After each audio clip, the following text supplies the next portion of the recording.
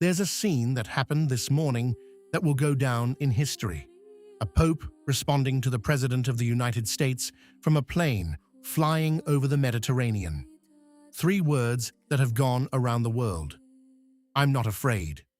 Stay until the end, because what seems like an act of courage could be something much more complex.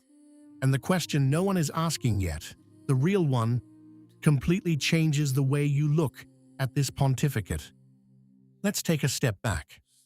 On the night between April 12th and 13th, 2026, while Leo XIV was preparing for his apostolic journey, Donald Trump opened Truth Social from Air Force One returning from Florida and published a post unprecedented in the history of relations between Washington and the Vatican.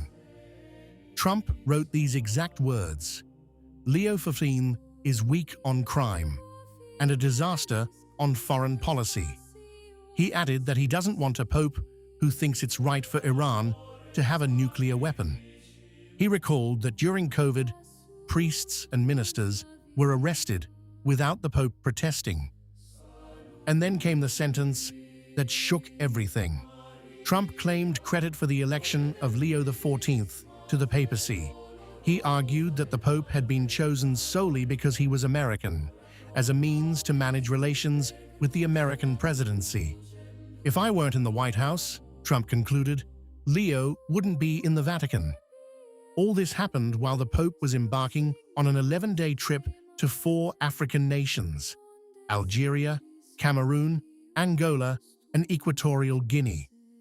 Leo XIV is the first pope in history to set foot in Algeria, a country with a vast Muslim majority.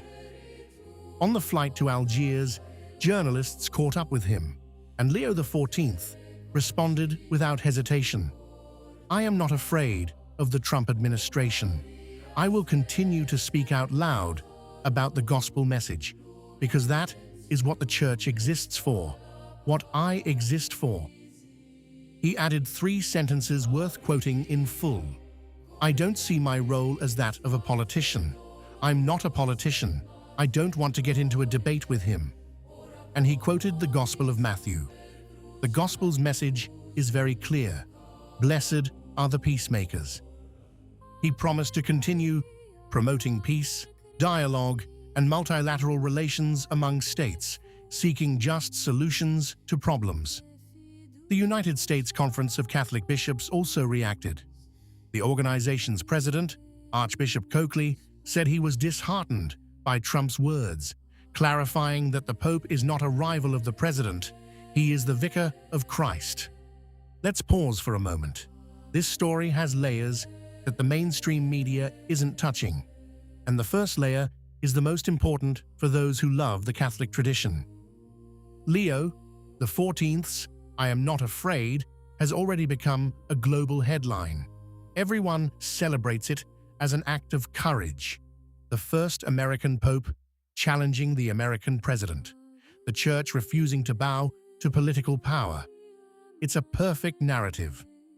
Too perfect, because Catholic traditionalists have a duty to ask a question no one is asking.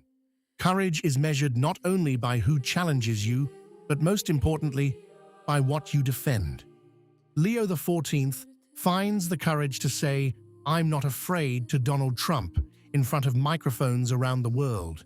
But where was this courage when it came to responding to the suppression of the Latin Mass?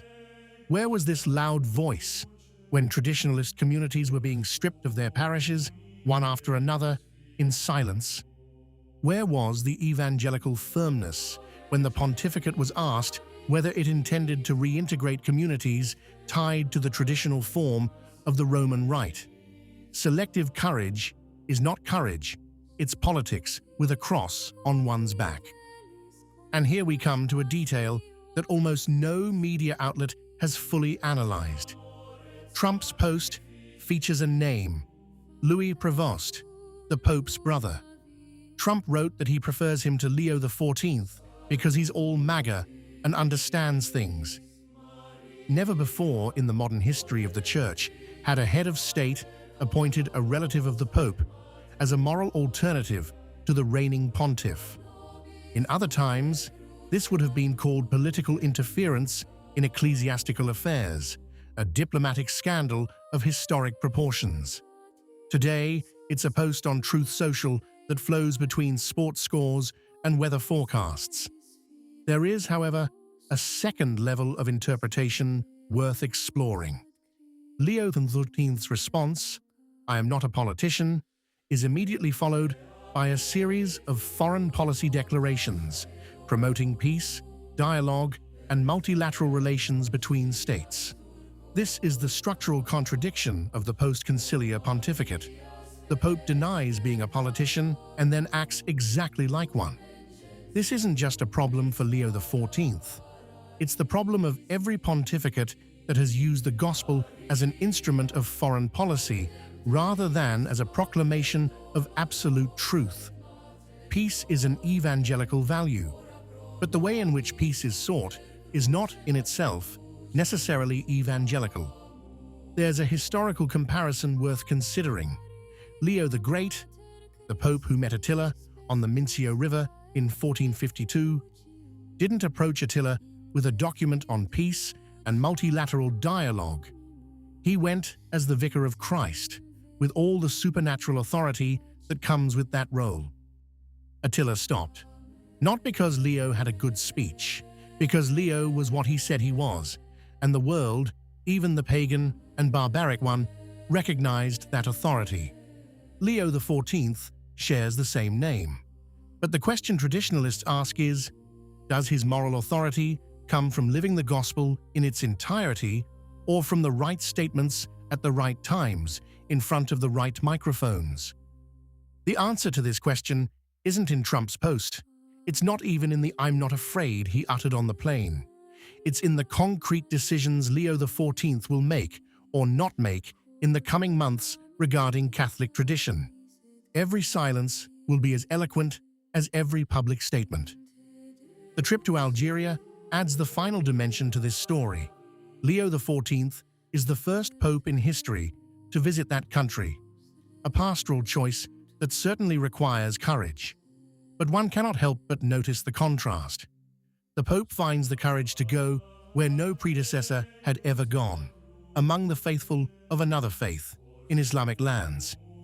He finds the courage to challenge Trump in front of the entire international press. But the traditionalist faithful, who are within his own church, who pray in the form of the rite the church has used for millennia, still await an equally courageous gesture in their direction. They are within the church. They are not a distant country to be evangelized. They are already there. Here, then, is the real question no one is asking yet.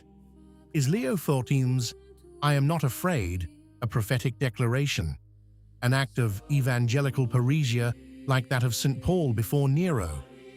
Or is it a well-calibrated political move, perfect for the headlines and the international image of the pontificate? A pope who isn't afraid of Trump but remains silent about the Latin Mass isn't a fearless pope. He's a pope who carefully chooses the battles in which he exercises his courage. And that choice is always a political one, even when made with the gospel in hand. Catholic tradition does not ask the Pope to be courageous before the world's powerful. It asks him to be faithful to the deposit entrusted to him, to the doctrine, the liturgy, the morality transmitted uninterruptedly by the apostles. That faithfulness is true courage.